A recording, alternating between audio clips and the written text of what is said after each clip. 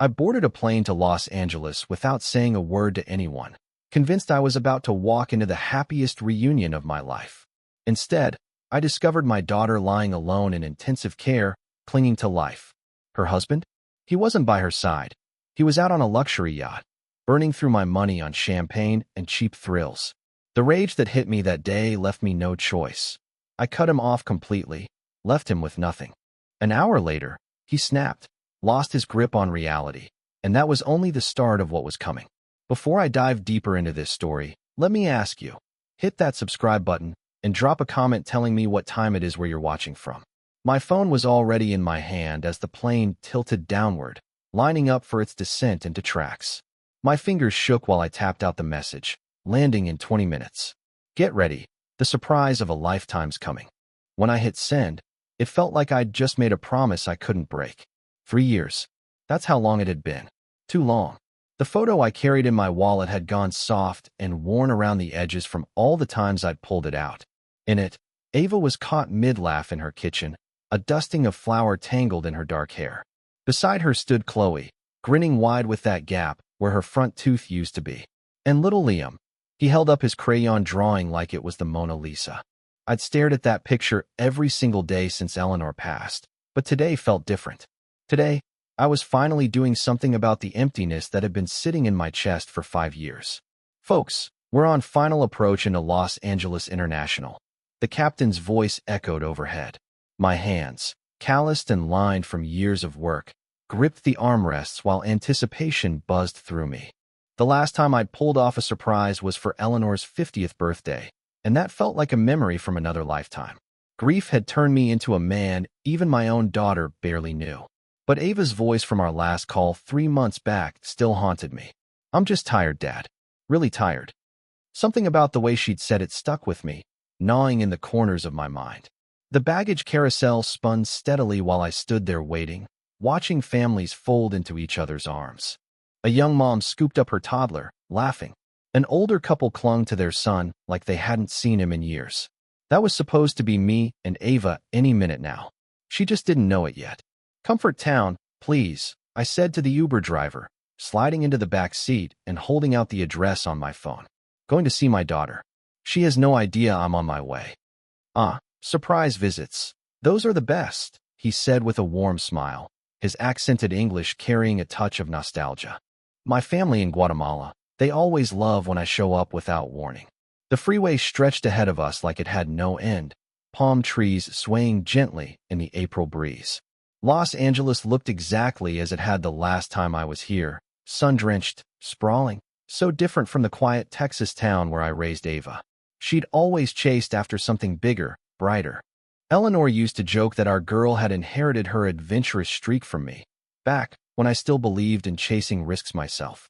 I thought about calling Ava during the drive. Twice I scrolled to her number, thumb hovering over the green button, then pulled back each time. No, better to show up in person. The look on her face would be worth the stiff back and the 4-hour flight. This the place? The driver asked, pulling up to a neat little house with white shutters and a tidy front garden. Yeah, perfect, I muttered, handing him cash before hefting my overnight bag out of the car. The sun warmed my shoulders as I stood there, rehearsing my words. Maybe I'd open with a corny joke about how her old man finally figured out how to book a flight online. Or maybe I'd just spread my arms wide and wait for her to come running like she did when she was a kid. I reached into my bag and pulled out the gift I'd brought, a small wooden jewelry box I'd carved myself in the garage workshop. Inside, I planned to place her grandmother's ring, a safekeeping until Chloe was old enough to wear it. Eleanor would have loved seeing that tradition passed down. My finger hovered over the doorbell, and for a moment I just stood there, soaking in the anticipation. 3 years of calls and texts were finally about to become hugs, dinners, and stories told face to face. I pressed the bell. The chime rang inside, echoing. Silence followed. I pressed it again, longer this time. The sound traveled through what felt like an empty house. Still no answer. Ava, it's Dad. I called out, knocking on the frame. Maybe they were upstairs, maybe in the backyard with music too loud to hear me. Kids could be noisy. That had to be it. But the quiet dragged on. Stepping back, I looked closer at the house. The rose bush near the front window was browning at the edges, petals scattered across the walkway like forgotten confetti. Ava used to send me photos of those roses every spring. When had she stopped? I wandered to the side gate and peered through the slats into the backyard. Empty patio chairs sat coated in dust. The vegetable patch she'd once been proud of had withered into nothing but stems. A child's tricycle lay tipped on its side near the back door, one wheel spinning lazily in the breeze. Strange, I muttered under my breath as I walked back around. The mailbox caught my eye, overflowing with envelopes and small packages, some spilled onto the ground. I bent down and picked a few up. Utility bills from 3 weeks back, junk mail, a sun-faded package addressed to Ryan that looked like it had been sitting for days. The most recent postmark was 10 days old. My heartbeat quickened, that old engineer's instinct kicking in. When something breaks, there's always a reason. I just needed to piece it together. I cupped my hands against the living room window, pressing my face to the glass. Inside was dark, curtains drawn, no flicker of a TV, no sound of life. Still, I recognized the silhouettes. Ava's easel in the corner, Liam's toy cars scattered on the coffee table. The place felt abandoned, like it had been frozen in time. "Excuse me, are you looking for the Hendersons?" I spun around. An elderly woman in a wide sun hat stood by the neighboring yard, garden shears in her gloved hand. "Yes, ma'am. I'm Arthur Banks, Ava's father. Have you seen them around lately?" She paused, brushed the sweat off her forehead. "Come to think of it, no? It's been unusually quiet. Normally I hear the kids playing in the mornings, but..." Her words trailed as she studied my face. "Is everything all right?" "I'm sure it is," I said quickly, though the sound of my voice didn't convince even me. "They probably just took a trip, maybe visiting family." Her expression said she didn't quite buy it either. "Well, I hope they're fine. Such a sweet family." She turned back to her gardening while I sank down onto the front step, the little jewelry box heavy in my hands. No matter how I tried, the pieces just weren't fitting together. Ava would have told me if they were going on vacation. That much I knew. And Ryan, well, the man lived for social media. If they'd been anywhere, he'd have plastered photos all over the internet by now. I pulled out my phone and opened up Ava's Facebook page. The last post was from 6 weeks ago, a picture of Chloe's school art project. Before that, almost 2 months of silence. My daughter, who used to share every Sunday dinner, every weekend outing, every tiny milestone, had suddenly gone quiet. The afternoon shadows stretched across the street as I sat on her porch, staring at that silent house. A jogger passed by, earbuds in, lost in her own little world. Somewhere down the block, a lawnmower hummed to life. Ordinary sounds, the kind that usually felt grounding, but right then they clashed hard with the dread building in my chest. I checked under the welcome mat. Nothing. I felt along the rim of the flower pot by the door. No hidden key. The doorknob rattled uselessly in my grip. Locked, of course. Okay. Arthur. I muttered to myself, trying to steady the nerves rattling inside me. Don't lose it. There's got to be a simple explanation. But sitting there, surrounded by neglected plants and an overflowing mailbox, I couldn't escape the gnawing thought that my surprise visit had uncovered something far darker than an empty house. It was time to call her. My thumb hovered over her contact before I finally pressed it, my stomach tightening with each ring. 1, 2, 3, straight to voicemail. "Hi, you've reached Ava. Leave a message and I'll get back to you as soon as I can." Hearing her cheerful recorded voice made my chest ache. I hung up and called again immediately. Same result. Straight to voicemail after 4 rings. Either her phone was dead or she was choosing not to answer. The third time, I let it ring longer, determined to at least leave a message. "Hello." A man's voice answered instead. Not Ava's. Calm, professional, careful. "Ava, it's Dad. I'm here in Los Angeles. I wanted to surprise you, but..." "Wait, who is this? Where's my daughter?" "Sir, this is Dr. Chin from Trampo Medical Center. Are you a family member of Ava Henderson?" The world tilted sideways. I clutched the phone tighter, my free hand gripping the porch railing like it might keep me upright. "Yes, I'm her father. Why do you have her phone? Where is she?" There was a pause, long enough to make my heart pound against my ribs. "Mr. Banks, I'm very sorry to inform you that your daughter is currently in our intensive care unit. She's being treated for advanced cancer, and her condition is critical." The words slammed into me like fists. "Cancer. Critical." My vision blurred at the edges. No, no. That's not possible, I choked out. I talked to her 3 months ago. She said she was fine, just tired from chasing the kids around. I understand how shocking this must be, Dr. Chin said gently. But stage 4 cancer can progress very quickly. Often patients don't share their diagnosis with family right away. She's been under our care for several weeks now. Several weeks. Suddenly, everything clicked. The brown roses, the mailbox spilling over, the dust in the backyard. It all lined up into a picture I didn't want to see. Where's Ryan? Her husband? Where are my grandkids? Another pause. I'm afraid I can't discuss other family matters, Mr. Banks. Confidentiality laws prevent me. But I strongly urge you to come here as soon as possible. Your daughter has been asking for you. My hands shook so badly I could barely keep the phone against my ear. Give me the address. I'm on my way. Trampo Medical Center, 6531 Beverly Hills. Ask for the Oncology Intensive Care Unit. My name is Dr. Chin. The line went dead. I stared at the phone in my trembling hands. The bright California sun suddenly too harsh, too normal for a world where my daughter was dying and I hadn't even known. 3 months ago, she'd told me she was tired. Just tired. And I'd brushed it off, buried in my own grief, blind to the truth right in front of me.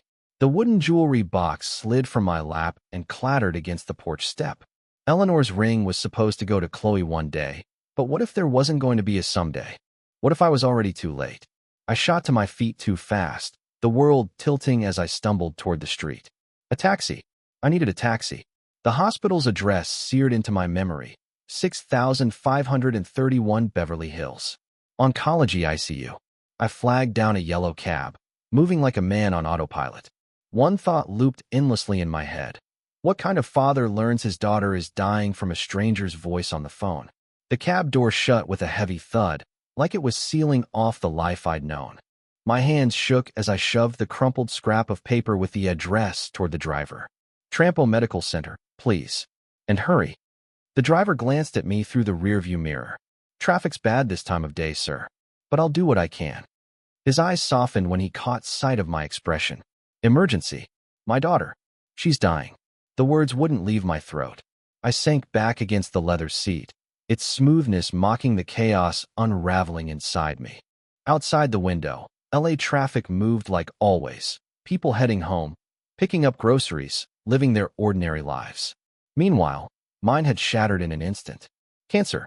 Stage 4. Critical. I pulled out the worn photograph again, Ava's smile frozen in a time when the world made sense. How had I missed it? That call kept replaying. Just tired, Dad. Really tired. The way she'd said it, like she was carrying something so much heavier than she let on. And I'd chalked it up to motherhood, to work stress, to the everyday struggles of raising kids. The cab jolted forward in stop-and-go traffic, and memories hit me like waves I couldn't stop. Ava's first wobbly steps across our kitchen floor, her tiny arms reaching for me with absolute trust. The day I ran alongside her in the park, steadying her bike until I realized she'd been pedaling alone for 50 yards. Her high school graduation, that proud, radiant smile as she accepted her diploma. Walking her down the aisle just 2 years ago. Ryan had shaken my hand then, his grip firm and confident. I'll take care of your daughter, sir. Where was he now? Why hadn't he called me the moment she got sick? I dialed Ryan's number for the 4th time. Straight to voicemail. Ryan, this is Arthur. I'm in LA. Ava's in the hospital, and you need to call me back immediately. The message felt hollow, far too mild for the anger boiling in my chest. My daughter was hanging on by a thread, and her husband was nowhere to be found. I leaned forward in the cab. Please, drive faster, I urged the driver. She's only 38, with 2 little kids depending on her. So young, he muttered, pressing harder on the gas as we rolled through a yellow light. I have a daughter her age. Breaks a man's heart, this kind of thing. Out the window, palm trees swayed lazily against a bright California sky, untouched by the weight pressing down on me. Eleanor always used to say Los Angeles looked like paradise on the outside, but felt hollow inside. She wasn't wrong. She never was. If Eleanor were still alive, she would have sensed Ava's sickness long before doctors named it. Mothers had that strange radar, that quiet, invisible bond. She would have heard the hesitation in Ava's voice during those phone calls, would have pried for details, maybe even flown across the country herself. But Eleanor was gone, and I'd spent 5 long years drowning in my own grief, instead of being the father my daughter truly needed. In my lap, I kept folding and unfolding the paper with the hospital's address until it was a small, wrinkled square. At least the paper felt solid, something I could hold on to in a day that had turned unreal. This morning, I was just a retired engineer planning to surprise my girl. Now I was racing through Los Angeles traffic to see if she'd even survive. We pulled up to the hospital entrance as the sky turned purple with evening. Glass and steel rose above me, towering and cold. Through its wide windows, people rushed about, doctors, nurses, families, all dealing with their own private storms. "Here we are, sir," the driver said gently. "Good luck with your daughter." I handed him a shaky wad of cash, grabbed my bag, and stood frozen on the sidewalk as the cab pulled away. The automatic doors parted with a whisper, opening into a lobby that was far too cheerful, brightened with colorful art pieces that felt almost mocking. At the information desk, a woman with a kind face looked up at me. "Oncology intensive care," I croaked. "My daughter, Ava Henderson." "ID, please." "And sign in," she said, sliding a clipboard and visitor badge toward me. "Elevator to the 7th floor." My handwriting shook as I scribbled my name, and the elevator ride felt like forever, each glowing number a countdown I didn't want to face. When the doors opened, that familiar hospital smell hit me, a mix of bleach and suffering. At the nurse's station, a short man with kind eyes behind wire-rimmed glasses stepped forward and offered his hand. "Mr. Banks, glad you made it," he said. "How is she?" The words scraped out of my throat. "Stable for now. The chemo hasn't worked as well as we'd hoped, but she's responding to the current treatment." He motioned down the hallway. "She's been asking for family. She'll be glad you're here." We passed rooms filled with quiet beeping machines and low voices. In one, I saw an old man holding his wife's hand. In another, a young mother reading to her bald-headed child. "Room 235, Dr. Chin said softly. "I should warn you, the illness has taken a toll physically. But her spirit, her mind, that's all still her." Nothing could have readied me for what I saw. Ava lay propped up in bed, wires and tubes connecting her to blinking machines. She looked so fragile, almost swallowed by the white sheets. Nothing like the glowing bride I remembered. But then she saw me, and her face lit up with the most radiant smile. "Daddy." The word came out like a breath, but it hit me harder than any blow. I crossed the room in 3 steps and wrapped her in my arms, terrified I might crush her. She felt like a bird, so light, so breakable. "Oh, sweetheart." The tears I'd been damming up since that phone call finally burst. "I'm here. I'm not leaving." "I didn't want to burden you," she whispered against my shoulder. "You were still grieving, Mom. I thought I could handle this alone." I pulled back, tucking the blanket around her the way I used to when she was a little girl afraid of monsters. "Why didn't you tell me? We could have faced this together." Her eyes filled with tears. "The doctor said 6 months, maybe 8 with treatment. I kept thinking I'd get better, that I'd call when I had good news, when I was in remission." I sank into the chair beside her, holding her cold fingers in both my hands. "Where's Ryan?" I asked as evenly as I could, though she must have caught the edge in my tone. "He said he had business meetings this week," she murmured, looking away. "Said he'd be back before the weekend." "When did you last see him?" 3 days ago." Her voice was small, ashamed. "He's been distant since I got sick. I think it scares him." "Scared?" My daughter was dying, and her husband was scared. "Has he been taking care of you? Helping with the kids?" "My neighbor Chloe watches them during the day. Ryan handles the practical stuff." But the way she said it, like she was trying to convince herself, told me everything. I stayed with her for the next hour, holding her hand as she drifted in and out of sleep. Each time her eyes opened, they searched for me instantly, like she needed proof I was still there. As darkness deepened outside the window, she finally slipped into steady, peaceful sleep. I stood by the window, staring at the city lights beginning to twinkle like scattered stars. Time to try Ryan again. I pulled out my phone, his contact glowing on the screen. This time, I wasn't going to let him dodge me. 1 ring, then voicemail. He was screening me. I fired off a text. "Your wife is in ICU. Call immediately." 5 minutes passed. Nothing. I tried again, same result. Then I noticed Ava's phone charging on the bedside table. Maybe if the call came from her number. I picked it up carefully, glanced at her resting face, then opened her recent calls. Ryan was there, but the last time he dialed was 2 days ago. 2 days since he'd even checked on his dying wife. I tried calling Ryan again, this time from Ava's phone. Third attempt, straight to voicemail. Frustrated, I was about to put the phone down when the screen lit up with a new notification. Instagram. She was still logged in. At the very top of her feed was Ryan's story, glowing with that red circle. Without even thinking, I tapped it. The first photo stopped me cold. A yacht deck gleaming in the afternoon sun, champagne glasses glittering like little diamonds. A manicured hand lifted one in a toast. The timestamp said 2 hours ago. I swiped again. There was Ryan's face, smiling wide, arms slung around two men I'd never seen before. All three wore expensive sunglasses, posing like they belonged in some glossy magazine spread. Behind them stretched the Pacific, endless and blue. The caption read, "Living my best life with the boys." Posted 90 minutes ago. Meanwhile, my daughter was hooked up to machines, fighting cancer. Rage blurred my vision, but I forced myself to keep documenting. Swipe after swipe, each picture cut deeper. Ryan lounging on spotless white cushions. Ryan diving off the side of the yacht. Ryan grinning as he raised another glass, the sunset burning orange behind him. The last story was a video. He looked straight at the camera and said, "Nothing like a few days away from reality to clear your head. Sometimes you just gotta live a little." Reality. His wife was in ICU, and he was talking about escaping reality. I checked the location tag, Marina del Rey. Less than an hour away from this hospital. My hands shook as I typed out a message. "I see you're having fun. Your wife is dying. Call me."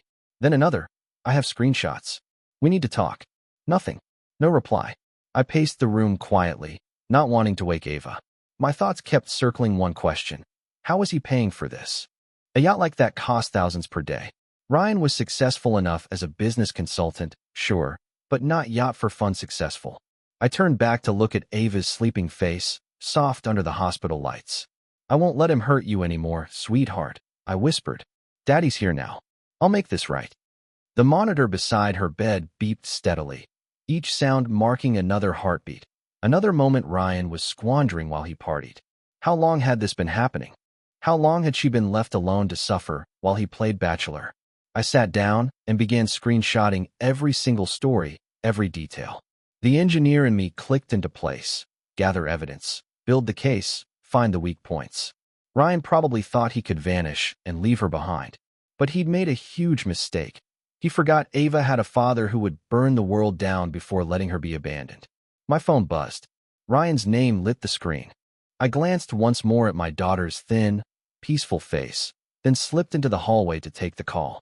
Back in her room, I leaned over her and whispered, "I'll be right back, sweetheart. Just going to grab some coffee." I kissed her forehead before leaving. The elevator carried me down past signs pointing to pediatrics, radiology, surgery. On the ground floor, I found the cafeteria. Nearly empty. Just a few nurses grabbing late meals, doctors hunched over trays. I bought a coffee I didn't even want and sat at a corner table, pulling out my phone. That yacht photo burned in my head, brighter each time I looked. Ryan's stupid grin, champagne sparkling in the sun, the kind of scene you'd expect in a lifestyle magazine. And then it hit me. How the hell does a business consultant afford a $15,000 yacht rental? That question yanked an old memory to the surface, one that made my stomach twist. About a year ago, Ryan had come to me asking for help. Family emergencies, he'd said. Medical bills. Chloe needed dental work.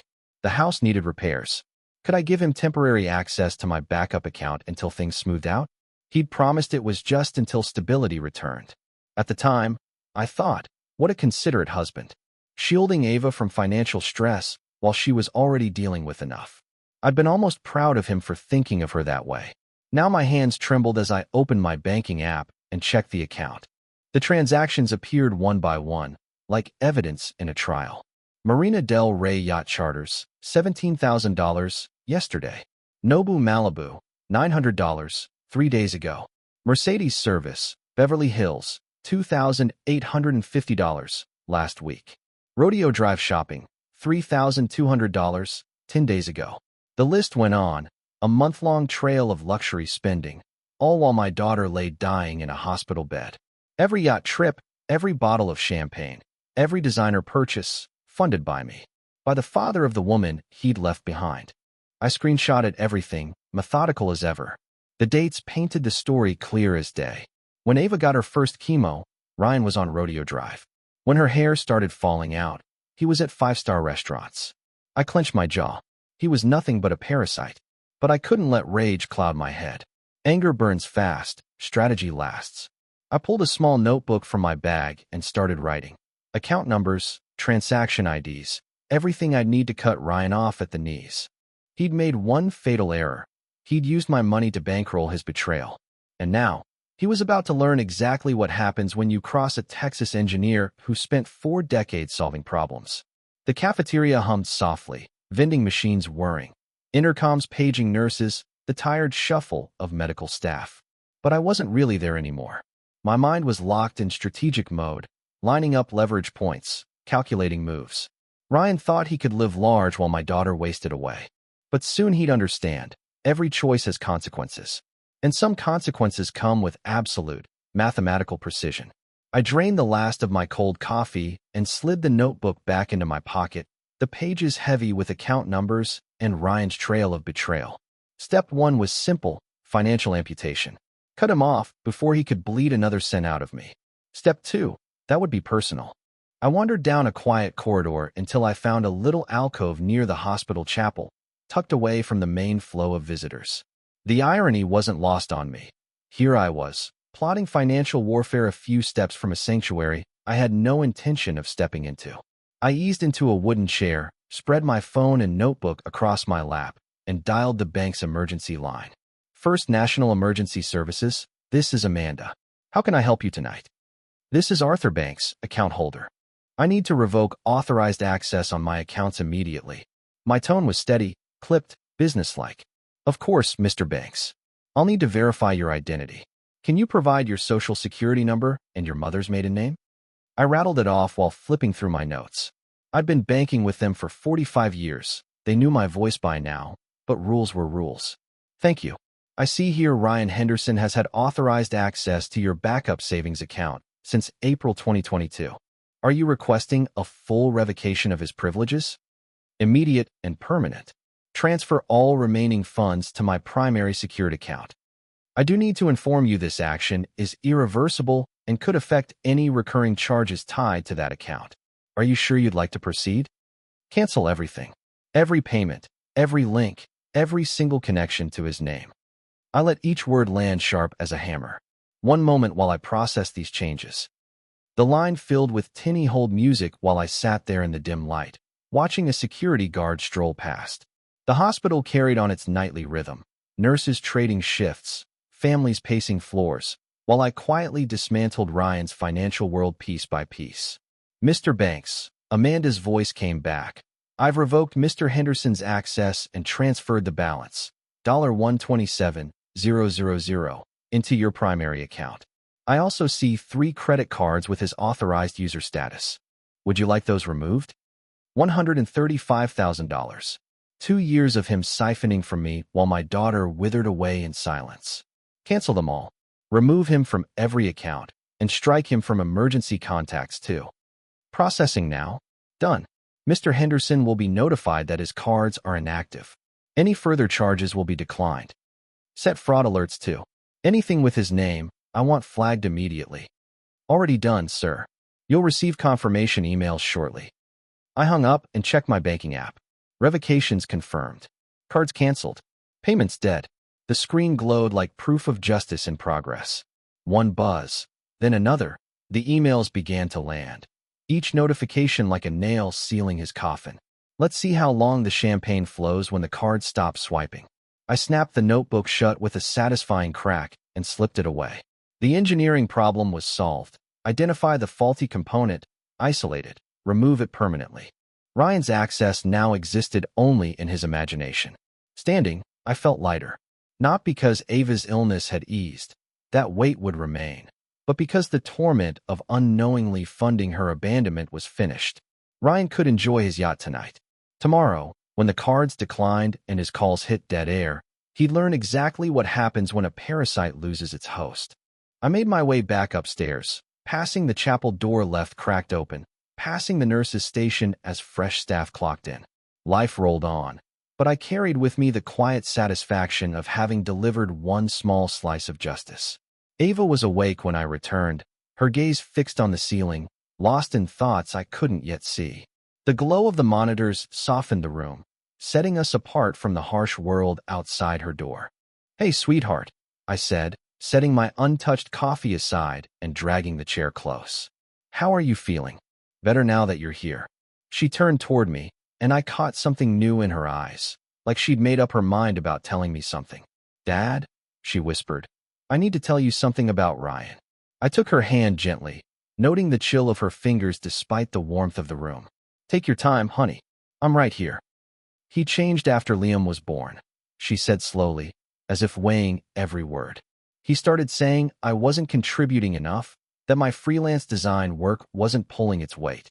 When Liam was colicky, it got worse. Ryan said I was a burden." My fist curled beneath the blanket, hidden from her view, but I kept my voice even. "A burden? Raising 2 kids isn't a burden. It's the hardest job there is." He said the medical bills were ruining his future plans. That he'd married a partner, not a patient. Her voice broke, and she looked away, shame creeping across her cheeks. After the cancer diagnosis, he just shut down. Stayed out later. Always some work meeting. My jaw tightened. What kind of man walks away from his sick wife? I thought if I got better fast, if I stayed positive, he'd come back. Be the father Chloe and Liam deserve. Her tears slid silently now. "But he's not coming back, is he, Dad?" I brushed her hair back from her forehead, the same way I had when she was 7 and thunderstorms scared her. "Sweetheart, you are exactly who you're meant to be. Any man who can't see that doesn't deserve you." Her hand squeezed mine, weak but determined. "I feel so stupid for defending him all these years, for making excuses when he ignored your calls, when he was always too busy to visit. You were right about him, weren't you?" I'd never spoken a harsh word about Ryan to her, but a father doesn't miss what his daughter chooses not to see. "I wasn't right about everything," I admitted softly. "But I was wrong about one thing. I always believed, at the very least, that he loved you, even if I could never bring myself to like him. What I never dreamed of was that he'd abandon you to face this fight on your own. The hardest part has been trying to explain to Chloe why her daddy isn't around anymore. She keeps asking when he's coming home, and every time she does, it feels like a knife twisting deeper." Ava's voice cracked until it broke entirely. "How do you even tell a 6-year-old that her father chose his own comfort over her mother's life?" Just then, a nurse slipped quietly into the room, checking her vitals, giving us both a brief pause to catch our breath. When she left, I leaned close to Ava and whispered, "You don't have to carry any of this anymore. Your only job now is getting better. I'll handle the rest." "Dad, I can't ask you to do that." "You're not asking," I said firmly. "I'm telling you. Forget Ryan. Forget the money. Forget all the burdens. That's on me now." I kissed her forehead gently. "You'll never have to deal with his selfishness again." But she was spent. All that emotional release had drained what little strength she still had. Her eyelids fluttered, heavy as stones, as she tried to keep herself awake. "Promise me something," she whispered faintly. "Anything," I answered. "Don't let your anger toward Ryan consume you. I need my dad, not another bitter, angry man in my life." I tucked the blanket up under her chin and watched her breathing slow. "I promise, sweetheart. Rest now." Still, as I sat there watching her drift off, I knew I might not be able to keep that promise. The man who had vowed to protect and cherish her had instead robbed her, deserted her in crisis, and shattered our grandchildren's hearts. Some betrayals don't just call for forgiveness, they demand consequences. My phone buzzed in my palm, the vibration sharp and insistent. An unknown number lit up the screen. Marina Del Rey area code. I glanced at Ava, now finally asleep, then slipped quietly toward the window and answered. "Hello." My voice was as cold as steel. "Arthur, what the hell did you do?" Ryan's voice came ragged with panic. "My cards were just declined, in front of everyone. Fix this right now." "Where are you, Ryan?" I asked evenly, ignoring his demand.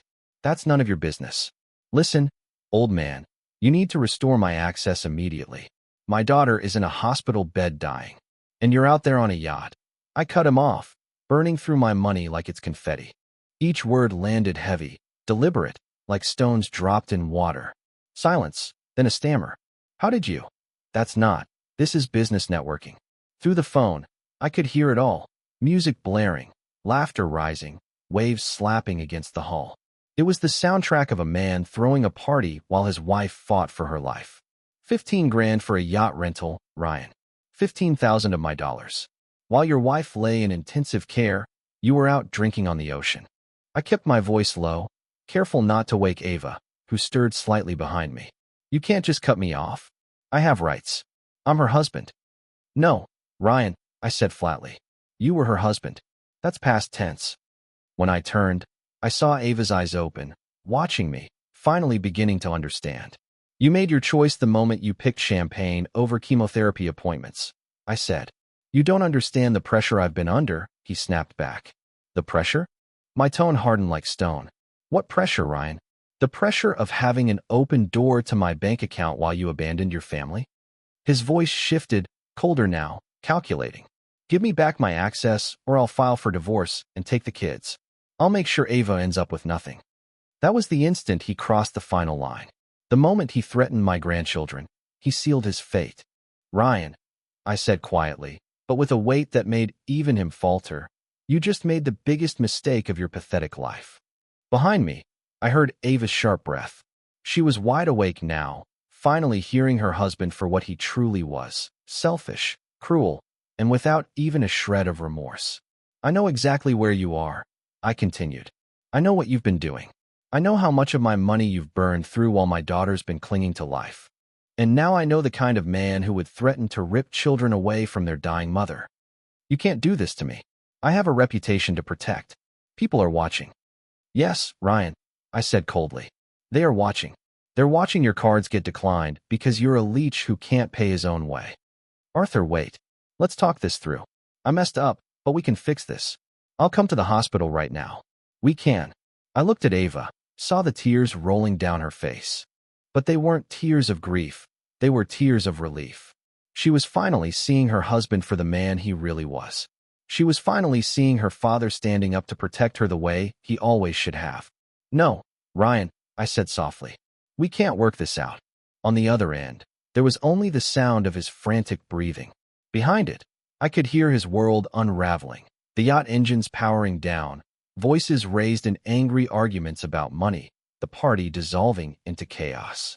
Arthur, are you there? Please, I can explain everything.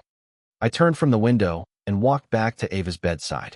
I took her hand in mine, her fingers lacing through and squeezing tight, giving me her silent support. Ryan, you chose a yacht over your dying wife. You chose parties over your children. You chose my money over your family's future. My voice was barely above a whisper, but each word cut deep. You made your choice. Now you live with the consequences. I can change. I'll be different.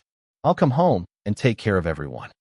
If you ever come near my daughter or my grandchildren again, I will destroy you completely. Financially, legally, socially. I'll make sure the whole damn world sees exactly what you are. Ava's grip tightened, her eyes wide, her face shining with tears. For the first time, she saw the father she had needed all along. You can't do this, Ryan shouted, his voice breaking. I have rights. I'm her husband. You abandoned your sick wife for yacht parties. You stole money from her father to live like a king. And you threatened to take children from their dying mother. I paused, letting the words hang heavy in the silence. Tell me, Ryan, what court in this country is going to side with you? Finally, his voice broke down completely. I've got nowhere to go. My friends won't even talk to me after the card thing. The yacht company's threatening to call the police. I made mistakes. But everyone deserves a second chance. You already had your second chance, Ryan. You had it every single day for the past 6 months. Every day you chose not to be here. Every day you chose not to hold her hand during treatment. Every single day you picked your parties over your family. Ava was crying now, but these weren't tears of despair. They were tears of release.